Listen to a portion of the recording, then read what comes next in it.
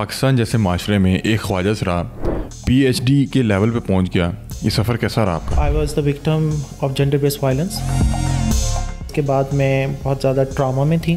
Family ڈس اون کر دیتی ہے، معاشرہ ڈس اون کر دیتا ہے. پاکستان کا مسئلہ نہیں ہے، سوسائٹی کا مسئلہ ہے. ہمارے جو لوگ ہیں ایکسیپٹ نہیں کرتے، جس کی وجہ سے جو خواجہ سرا کمیونٹی ہے صرف بھیک مانگنا ہے، سیکس ورکنگ تک ان کو محدود کر دیا گیا. آپ جب یونیورسٹیز میں گئیں اس طرح کے حالات کا سامنا کرنا پڑا؟ ڈسکریمنیشن، ہراسمنٹ، بولنگ وہ بہت کامن تھا، اور ایک ایسے سمجھے سے کوئی ایلین ہو.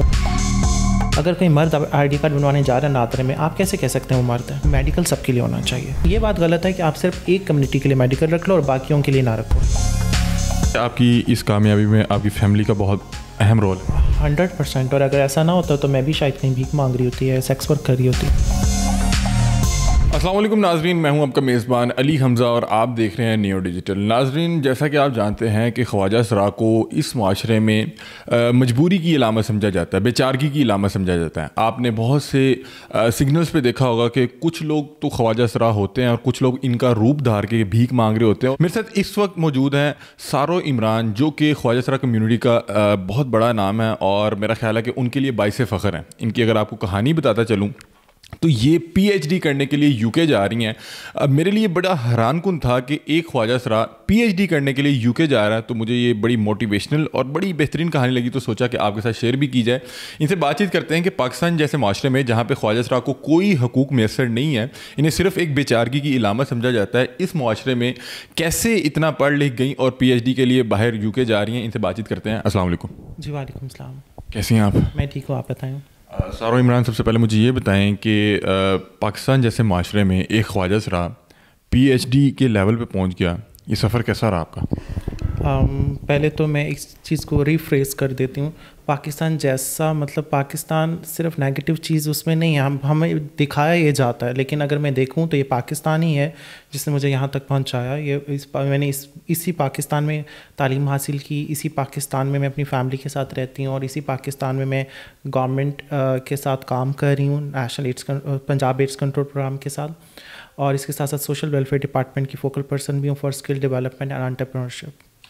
میں نے بات اس لیے کی کہ پاکستان جیسے معاشرے میں کہ ہمارے ہاں ٹرانسجینڈر کو سمجھا ہی نہیں جاتا، حقوق ہی نہیں دیے جاتے. ایون کہ جب وہ پیدا ہوتے ہیں اس گھر میں خوشی کی بجائے ماتم کیا جاتا ہے، اور ان کو تو اپنا نام نہیں دیا جاتا. تو میں اس لیے پوچھ رہا ہوں کہ اس معاشرے میں جہاں پہ خواجہ سرا کی میرے پاس دینے کے لیے بہت زیادہ مثالیں نہیں ہیں، اسی معاشرے میں آپ لوگ کیسے کامیاب ہو گئے، اور جو لوگ پیچھے رہ گئے وہ کیوں پیچھے رہ گئے؟ فیملی ڈس اون کر دیتی ہے، معاشرہ ڈس اون کر دیتا ہے، خاندان ڈس اون کر دیتا ہے. ایجوکیشن انسٹیٹیوٹ میں اس طرح سے نہیں جا سکتے، کہیں جاب نہیں کر سکتے، باعزت روزگار نہیں کما سکتے، اور لے دے کے صرف بھیک مانگنا ہے، سیکس ورکنگ تک ان کو محدود کر دیا گیا. آپ جب یونیورسٹیز میں گئیں، کالجز گئیں، اپنی ایجوکیشن حاصل کر رہی تھیں، تو آپ کو کس طرح کے حالات کا سامنا کرنا پڑا؟ لوگ سپورٹیو تھے یا آپ کو وہاں پہ کریٹیسائز بھی کیا جاتا تھا؟ دیکھیں، سپورٹیو تو بالکل بھی نہیں تھے. میں اسکول لیول سے لے کر جو ہے یونیورسٹی لیول تک کی بات کروں تو ڈسکریمنیشن، ہراسمنٹ، بولنگ وہ بہت کامن تھا، اور ایک ایسے سمجھے سے کوئی ایلین ہوں اور جس کا دل کرے جو بھی کہے اور چلا جائے، جیسے مرضی ٹریٹ کرے. لیکن ان کو لگتا ہے کہ اس کا حق ہی نہیں ہے کہ یہ یہاں پہ آ کے تعلیم حاصل کرے. اس کے علاوہ لوگوں کا لگتا ہے کہ ہم پر اس کا حق ہے، جیسے مرضی ٹریٹ کریں. مطلب یہ انسان ہی نہیں ہے، یہ کوئی پروڈکٹ ہے، یہ کوئی چیز ہے جس کو جو بھی جیسے مرضی ٹریٹ کرے. لیکن مسئلہ یہ ہے کہ یہ اس کے ایجوکیشن انسٹیٹیوشن کے اندر بھی تھا اور یہ اس کے باہر بھی تھا. مطلب آپ کو مطلب کہ کوئی چوائس نہیں ہے اس سے بچنے کے لیے. جب آپ کسی کو چوائس نہیں ہے ان چیزوں سے بچنے کے لیے، تو پھر ایٹ لیسٹ آپ اپنی تعلیم تو حاصل کرو ان چیزوں کو فیس کرنے کے ساتھ ساتھ. لیکن یونیورسٹی لیول پر آ کر، ایم فل لیول پر آ کے چیزیں بہت چینج تھیں میرے لیے، کیونکہ بہاؤدین ذکر یونیورسٹی ڈپارٹمنٹ آف کامرس میں مطلب مجھے ٹیچرس بھی اس طرح ملے، انوائرمنٹ بھی ایسا تھا کہ جہاں پہ مجھے بہت سپورٹ کیا اور ابھی تک سپورٹ کرتے ہیں. آپ کو کیا لگتا ہے کہ آپ ایجوکیشن حاصل کر سکیں اور آپ بڑے اچھے لیول پہ گورنمنٹ میں سرو بھی کر رہی ہیں اور یو کے پی ایچ ڈی کرنے جا رہی ہیں، جو لوگ پیچھے رہ کے کیا انہوں نے غلطی کی اور کیا میسیج دینا چاہیں گے جو بھی خواجہ سرا حضرات ہیں کہ کیا وہ فیصلہ کر کے اپنی زندگی میں بدلاؤ لا سکتے ہیں؟ دیکھیں، غلطی کا ورڈ تو میں یوز نہیں کروں گا کیونکہ ان کو کوئی آپشن ہی نہیں دیا جاتا. انفارچونیٹلی آپ کو بہت چھوٹی ایج میں ان کو گھر سے نکال دیا جاتا ہے، اور جس میں ریمفسائز کرنا چاہتی ہوں کہ جب ہم لا کی بات کرتے ہیں تو لا میں یہ امینڈمنٹ ہونی چاہیے کہ پیرنٹس کو، بایولوجیکل پیرنٹس کو باؤنڈ کیا جائے کہ وہ ایٹ لیسٹ 18 سال کی عمر تک، جب تک کہ وہ بچہ ایڈلٹ نہیں ہو جاتا، اس کا شناختی کارڈ نہیں بن جاتا، اس کو گھروں سے مت نکالیں. کیونکہ جب وہ گھروں سے نکالتے ہیں اس چھوٹی ایج میں، جب وہ جاتا ہے وہ بچہ، وہ ٹرانسجنڈر بچہ، اور وہ ایکسپوز ہو جاتا ہے بہت ساری ایکسپلائٹیشن کے لیے، جیسے فورس پروسٹیٹیوشن بھی ہے، فورس بیگنگ بھی ہے، یہ چیزیں، اور اس سب چیز میں اس کو اتنا اس کو مائنڈ ڈیولپ ہو جاتا ہے کہ اس کو سوچنے کا موقع ہی نہیں دیا جاتا کہ اس نے اپنی زندگی میں بہتر فیصلے کیسے کرنے ہیں. آپ کا نام ہے سارو عمران. عمران آپ کا سر نیم ہے؟ ہاں جی. فادر کا نام ہے جی. تو میں نے بہت سے کیسز میں دیکھا ہے کہ خواجہ اسرا کی جو فیملی ہوتی ہے اس کو یہ بھی الاؤ نہیں کرتی کہ وہ اپنے والد کا نام اپنے نام کے ساتھ استعمال کرے. تو آپ کے معاملے میں کبھی کوئی اس طرح کا کوئی معاملہ پیش آیا؟ دیکھیں میں یہ سمجھتی ہوں کہ جو جینڈر ہوتا ہے نا وہ آپ کے بس میں نہیں ہوتا، لیکن آپ کی لائف چوائسیز آپ کے بس میں ہوتی ہیں جو آپ کو بہت ساری چیزوں سے سیف بھی رکھ سکتی ہیں. اور سیکنڈلی میں یہ بات کروں کہ میں نے اپنی زندگی میں بہت چھوٹے عرصے میں ہی یہ فیصلہ کر لیا تھا کہ میں نے گھر نہیں چھوڑنا، چاہے جو بھی حالات ہوں گے. ایکسیپٹ کریں گے نہیں کریں گے لیکن گھر نہیں چھوڑوں گی، کیونکہ آپ کا گھر جو آپ کا گھر ہوتا ہے وہ آپ کی سب سے سیف اسپیس ہوتی ہے. ایون ٹرانسجنڈر کے لیے بھی نہیں، مردوں اور ہر شخص کے لیے. کیوں ایسا کیوں ہوتا ہے کہ فیملی ڈس اون کیوں کر دیتی ہے؟ سوشل پریشرز بہت زیادہ ہیں، اور اس میں اسپیشلی اگر دیکھا جائے تو اگر کوئی ایکسیپٹ کر بھی رہا ہوتا ہے تو اس کو اتنا پریشر ڈال دیا جاتا ہے کہ خاندان کی طرف سے، معاشرے کی طرف سے، کہ وہ اپنے ڈیسیزنس میں اس طرح سے سسٹین نہیں رہ سکتے. تو اسی لیے میں کہہ رہی ہوں کہ لیگل فریم ورک کے تھرو جو لا ہے ہمارے پاس، ٹرانس پروٹیکشن 2018، جب آج کل بڑی بات ہو رہی ہے اس میں امینڈمنٹ کرنے کی. ایکٹ کے بارے میں پوچھنا چاہ رہا تھا کہ اس پہ 2018 میں پاس ہوا، لیکن ابھی چند روز پہلے اس پہ بہت زیادہ ہنگامہ ہوا. پوچھنا یہ چاہ رہا ہوں کہ کچھ لوگ یہ بات کر رہے ہیں کہ ٹرانسجینڈر ایکٹ کے جو پیش نظر کچھ اور لوگوں کو فائدہ دینے کی کوشش کی جا رہی ہے. آپ کو لگتا ہے اس میں کچھ صداقت ہے؟ نہیں، ایسا بالکل بھی نہیں. یہ صرف اور صرف خواجہ سرا کمیونٹی کے لیے، اور اس میں ایک بہت ڈاٹا شیئر ہوا تھا سوشل میڈیا پہ، وہ ڈاکیومنٹ بہت سرکولیٹ بھی کیا کہ اتنے مردوں نے عورتوں میں، اتنے عورتوں نے مردوں میں اپنے آئی ڈی کارڈ چینج کرا لیا.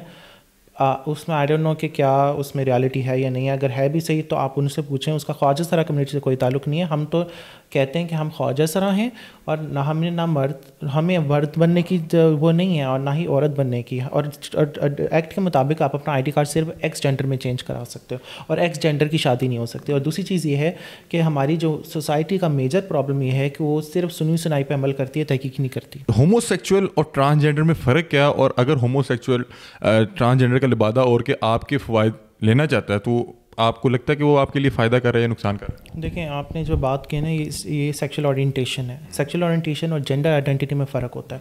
لا کا سیکشل اورینٹیشن سے کوئی لینا دینا نہیں ہے. وہ صرف جینڈر آئیڈینٹی کی بات کرتے ہیں، جس میں صرف 3 جینڈر ہے، میل، فیمیل اور خواجہ سرا. ٹھیک ہے، وہ صرف خواجہ سرا کے حقوق کو پروٹیکٹ کر رہا ہے، وہ بھی بیسک حقوق، جیسے رائٹ ٹو ایجوکیشن ہے، رائٹ ٹو ہیلتھ ہے، رائٹ ٹو پروٹیکشن ہے. آپ سے کوئی زبردستی بھیک نہیں منگوا سکتا، آپ سے زبردستی کوئی ہراس نہیں کر سکتا، آپ کو ووٹ ڈالنے کا حق ہے، آپ کو کاروبار کرنے کا حق ہے. یہ صرف بیسک چیزیں ہیں. اس لاء میں ایسا کچھ نہیں ہے، اور نہ ہی یہ لاء کسی بھی طرح سے اسے لنک کرتا ہے. اور دوسری چیز، اگر یہ بات ہے، کیونکہ میں نے اپنی ابھی تک ایسا کوئی کیس نہیں دیکھا کہ کوئی مرد جان کے ٹرانسجنڈر بناؤ. اگر کسی نے دیکھا ہے، اگر ایسا ہے تو وہ غلط ہے. لیکن میں نے پرسنلی، کیونکہ میرا ایک لاجیکلی مائنڈ نہیں مانتا، کیونکہ میل جو ہے سو کال پریویلیج اسٹیٹس ہوتا ہے پاکستان میں، تو کوئی اپنا یہ والا اسٹیٹس چھوڑ کے اتنا نیچے والا اسٹیٹس تو نہیں لے گا. میں آپ سے پوچھنا یہ چاہ رہا ہوں کہ اس طرح کے کیسز ہوئے، جیسے آپ نے خود ہی یہ بات کی کہ کہا جا رہا ہے کہ بہت سے خواتین نے اپنا جینڈر چینج کر کے مرد کر لیا، اور بہت سے مرد نے اپنا جینڈر چینج کر کے خواتین کر لیا. جیسے کہ کچھ لوگ کہہ رہے تھے کہ اگر ایک خاتون جائیداد کے حصول کے لیے اپنا جینڈر چینج کر لے تو یہ بھی مسئلے والی بات ہے. تو کچھ لوگ یہ مطالبہ کر رہے تھے کہ ٹرانسجینڈر کو حقوق تو ملنے چاہیے، ہم سب بات کرتے ہیں. اس ایکٹ کے ساتھ اگر میڈیکل جوڑ لیا جائے، کیونکہ آپ کوئی بھی ڈسیبلٹی بھی ہو، آپ جب نادرا کے آفس جاتے ہیں تو وہ آپ کا میڈیکل ٹیسٹ مانگتے ہیں، تو آپ کو نہیں لگتا کہ ٹرانسجینڈر ایکٹ کے ساتھ بھی اگر میڈیکل کی ٹرم بھی لگا لی جائے تو بہتر چیز ہے؟ دیکھیں پہلی بات تو اس کو ڈسیبلٹی سے نہیں جوڑ سکتا، it's a very normal thing. اور دوسری چیز یہ ہے کہ پاکستان کی کانسٹیٹیوشن کے مطابق آپ کسی بھی جینڈر کی وجہ سے کسی کو ڈسکریمنیٹ نہیں کر سکتے. آپ نے میڈیکل رکھنا، آپ 100 بار رکھیں، لیکن وہ میڈیکل مردوں کے لیے بھی ہونا چاہیے، عورتوں کے لیے بھی. اگر کوئی مرد آئی ڈی کارڈ بنوانے جا رہا ہے نادرے میں، آپ کیسے کہہ سکتے ہیں وہ مرد ہے؟ ٹھیک ہے، اب آپ کہیں گے کہ وہ اس کا بے فارم ہوتا ہے. اب پیدائش کے ٹائم پہ اگر کوئی مرد ڈکلیئر کرے یا ڈاکٹر نے 18 سال کی عمر تک پہنچتے تک اس کا کیا ہوا کیا نہیں ہوا، ایسے بہت سارے کیسز ہیں کہ جو پیدا ہونے کے بعد پیوبرٹی ایج میں جو ہے چینجز آتی ہیں. بہت سے جینڈر میں فیمیل جو ہے میل میں ان کے باڈی میں چینج آ گیا. اگر مطلب کہ کیونکہ تو میڈیکل سب کے لیے ہونا چاہیے. اگر آپ نے میڈیکل رکھنا تو. لیکن یہ بات غلط ہے کہ آپ صرف ایک کمیونٹی کے لیے میڈیکل رکھ لو اور باقیوں کے لیے نہ رکھو. اور دوسری چیز یہ ہے کہ اور بہت ساری امپورٹنٹ چیزیں ہیں جس پہ بات ہونی چاہیے. اس لاء میں پروٹیکشن، جب ہم کہتے ہیں ٹرانس پروٹیکشن ایکٹ، پروٹیکشن کا مطلب تحفظ، تو جب تک تحفظ ہر برائی سے نہیں ملے گا تو اس لاء کا کوئی فائدہ نہیں ہے. تو میں یہ چاہتی ہوں کہ اس میں ایک تو یہ چیز ڈالی جائے کہ پیرنٹس کو باؤنڈ کیا جائے 18 سال سے پہلے. اول تو میں یہ چاہتی ہوں ہمیشہ اپنے پیرنٹس کے ساتھ ہی رہیں، پیرنٹس ہمیشہ ان کے ساتھ رہیں، لیکن کم سے کم 18 سال کی عمر تک وہ اپنے بچوں کو مت نکالیں گھر سے. آپ کو لگتا ہے کہ آپ کی اس کامیابی میں آپ کی فیملی کا بہت اہم رول ہے؟ 100%. اور اگر ایسا نہ ہوتا تو میں بھی شاید کہیں بھیک مانگ رہی ہوتی ہے، سیکس ورک کر رہی ہوتی. یونیورسٹی میں آ کے قدرے جو ماحول تھا بہتر ہو گیا، لوگوں نے ایکسیپٹ کرنے لگ گئے. اسکول اور کالج میں بہت زیادہ پرابلم تھا. تو جب آپ ورک لائف میں گئیں، مطلب کہ آپ جیسے پروفیشنل لائف میں گئیں، آپ جاب کر رہی ہیں، وہاں پہ لوگوں کا کیا ریئیکشن ہوتا ہے؟ دیکھیں میرا جو زیادہ کام رہا ہے نا وہ کمیونٹی بیسڈ آرگنائزیشن جو کہ اسپیسیفک خواجہ سرا کے لیے کام کرتی ہیں یا گورنمنٹ کے ساتھ، اس میں بھی جو ہے ہم پنجاب ایڈس کنٹرول پروگرام کے ساتھ جو ہے HIV پریونشن پہ کام کر رہے ہیں. تو وہ لوگ شاید میرے جو ایریا آف ورک ہے وہی ان کے بیچ میں ہے جو سینسٹائزڈ ہیں. لیکن ایسے بہت ساری کیسز ہیں جو مجھے سننے کو ملتے ہیں جو اسپیشلی کارپوریٹ سیکٹر میں جاب کر رہی ہیں کہ وہاں ڈسکریمنیشن ہوتی ہے، مطلب ان کو جینڈر کی وجہ سے ان کو ڈسکریمنیٹ کیا جاتا ہے. لیکن میرے ساتھ پرسنلی نہیں ہوا، لیکن ہمیں اس کا ایک سلوشن یہ ہے کہ ہمیں سینسٹائز کرنا چاہیے اور پالیسیز بنانی چاہیے. جیسے ہم کہتے ہیں سیکشل ہراسمنٹ پالیسی ہے یا جینڈر پروٹیکشن پالیسی ہے. ساتھ ساتھ یہ بھی ضروری ہے کہ اپنے باقی جو اسٹاف ہے، کیونکہ اگر 100 لوگوں کا اسٹاف ہے اس میں 2 ٹرانسجینڈر، تو باقی 98 لوگوں کو سینسٹائز کرنا پہلے ضروری ہے کہ جینڈر کیا ہے اور اس کی رسپیکٹ کیا ہوتی ہے، کہ تاکہ وہ جب وہ آئیں تو وہ ڈسکریج ہو کے واپس نہ چلے جائیں، ایکسیپٹ بھی کر سکیں. ایکسیپٹ بھی کریں. کوئی لائف میں کوئی ایسا مومنٹ آیا ہو جس کے بعد آپ نے لائف چینج ہو گئی ہو، کوئی فیصلے کر لی ہوں؟ دیکھیں میں یہ سمجھتی ہوں کہ اگر کوئی چیز آپ کو مار نہیں دیتی تو الٹیمیٹلی آپ کو اسٹرانگ بناتی ہے. 2008 میں آئی was the victim of gender based violence, physical violence, اور جس کے بعد میں بہت زیادہ ٹراما میں تھی. میں نے اپنے 2 سال جو ہے وہ ٹراما میں گزارے. میں باہر نہیں جاتی تھی کمرے سے، لیکن میں نے الٹیمیٹلی وعدہ کیا اپنے آپ کے ساتھ کہ مجھے وکٹم نہیں بننا. جب آپ اس طرح کے کسی مسئلے سے دو چار ہوئیں تب فیملی کا کیا ریئیکشن تھا؟ دیکھیں فیملی کے بیچ میں ہی رہی، سپورٹ کرتے تھے. میرا خیال ہے فیملی ہی تھی جو ساتھ تھی، ادروائز تو مجھے لگتا ہے کہ میں آج شاید نہ زندہ بھی نہ ہوتی. بہت شکریہ جی. تو ناظرین آپ نے سارا عمران کی گفتگو سنی. انہوں نے بتایا کہ ان کی کامیابی میں ان کی فیملی کا بڑا اہم کردار ہے. بہت سے ٹرانسجینڈر ایسے ہیں، خواجہ سرا ایسے ہوتے ہیں جن کو ان کی فیملی ڈس آن کر دیتی ہے. تو وہ اب ایک بچہ جس کو اس کی فیملی ڈس آن کر دے وہ کیا کرے گا؟ اس کے بعد بھیک مانگنے یا سیکس ورکر بننے کے علاوہ اور راستہ کیا ہوگا؟ میری درخواست ہے کہ انہوں نے بالکل ٹھیک فرمایا کہ جینڈر تو کسی کے ہاتھ میں ہے ہی نہیں، ان کے بھی ہاتھ میں نہیں ہے. ہم سب جو ہم میل ہیں جو فیمیل ہیں کسی کے ہاتھ میں جینڈر تو ہے ہی نہیں، یہ تو اللہ کی طرف سے ہے. تو ان کی فیملی نے ان کو سپورٹ کیا تو آج یہ معاشرے میں ایک بہت بہترین مثال ہے اور گورنمنٹ میں سرو کر رہی ہیں. UK میں PhD کرنے جا رہے ہیں. ہم میں سے بہت سے لوگ ہٹے کٹے مرد عورت ہوتے ہوئے بھی میرا خیال ہے یہ اپرچونیٹی اویل نہیں کر پائیں گے.